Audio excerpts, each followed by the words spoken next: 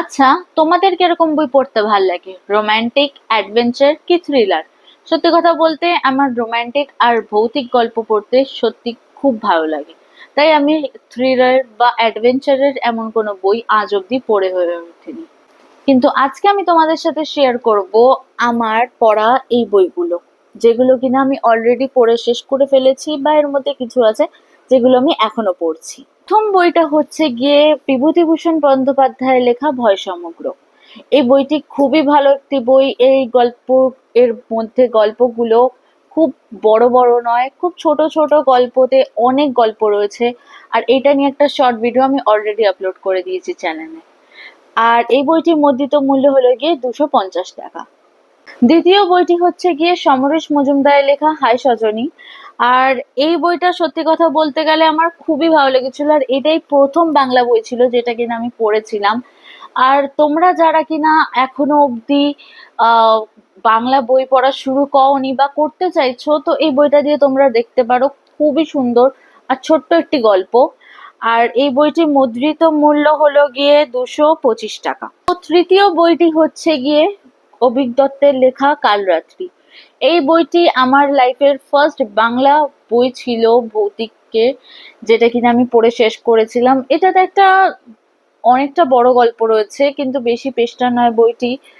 আর গল্পটা আমার খুব একটা ভালো লেগেছে বলে আমি বলবো না, কিন্তু হ্যাঁ, যারা কিনা তোমরা বড় গল্প পড়তে পছন্দ করো, একটা গল্প অনেকটা বড় থাকবে, তাদের এই বইটি ভাল লাগতে পারে। আর এই বইটির মুদ্রিত মূল্য হচ্ছে গিয়ে 211 টাকা।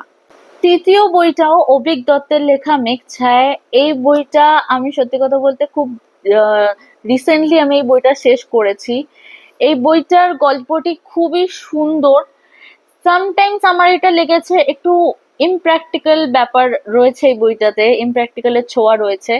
কিন্তু হ্যাঁ, তোমরা যারা কিনা বাস্তবিকতাকে একটু দূরে রেখে একটু সেরকম জিনিসটাকে ফিল করতে চাও, তাদের এই বইটি খুবই ভালো লাগবে। খুব ছোট এই বইটি, কিন্তু খুব মিষ্টি। সত্যি কথা বলতে খুব মিষ্টি এই বইটা। আমার এই বইটা ভালো লেগেছে, মিথ্যা কথা বলে লাভ নেই, বইটা আমার খুব সুন্দর লেগেছে। আর এই বইটির মুদ্রিত মূল্য হচ্ছে গিয়ে 200 টাকা। তোমরা দেখতে পারো। তো পঞ্চম বইটি হচ্ছে গিয়ে সালমা চৌধুরীর লেখা আমৃত্য ভালোবাসি তোকে, বাংলাদেশের একটা পপুলার উপন্যাসের মধ্যে দিয়ে একটা।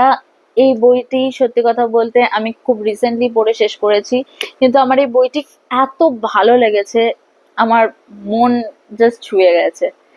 তো তোমরা যারা এই বইটি পারচেস করতে চাও, তারা অনেক ওয়েবসাইটই পেয়ে যাবে তোমরা। বাট আমি সত্যি কথা বলতে খুব ভালো ছাড়ে যদি তোমরা বাংলাদেশি উপন্যাস পেতে চাও, তাহলে তোমরা অবশ্যই মল্লিক ব্রাদার্সে যোগাযোগ করতে পারো। বাট আমি এই বইটা কিনেছিলাম bookbharat.in দিয়ে। খুব ভালো। তো তোমরা অবশ্যই এই বইটি পড়ে একবার দেখতে পারো।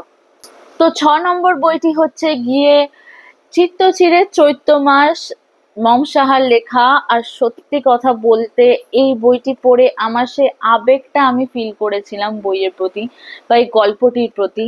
ঠিক আছে, এটা পড়া আমার প্রথম বাংলাদেশি উপন্যাস ছিল আমার এটা। তো এটা পড়ে আমার সত্যি কথা বলতে সেই ফিলিংসটাকে আমি ফিল করেছিলাম। খুবই সুন্দর মিষ্টি একটি গল্প বাহার ভাই এবং চিত্রার। তো তোমরা যারা যারা এই বইটি পড়েছো, তারা তারা তো অবশ্যই জানবে এই বইটার কি ফিলিংস মানুষের মনে ছেড়ে দেয়। কিন্তু যা যা পড়নি, অবশ্যই তোমরা বাংলাদেশি উপন্যাস পড়ে থাকলে এইটা একবার ট্রাই। আছে হচ্ছে গিয়ে কাঠগোলাপ। আর কাঠগোলাপও একটি বাংলাদেশি উপন্যাস বলবো না। এই বইটাতে মানুষের মন নিয়ে, মানুষের অনুভূতি নিয়ে কিছু ছোট ছোট লেখা রয়েছে। খুব ছোট্ট একটি বই। আর এই বইটা আমি এখন অবধি পড়ছি রাইট নাও। আর সত্যি কথা বলতে এই বইটার এখন অবধি আমি যা যা লেখা দেখেছি, আমার মনের ফিলিংসে এটা দাগ কেটে দিয়েছে। তো তোমরা অবশ্যই এটা পড়তে পারো। So that's it for today's. আর তোমরা যদি এরকম ভিডিওস যদি আরো চাও, তাহলে নিশ্চয়ই কমেন্টে জানিও। Bye bye.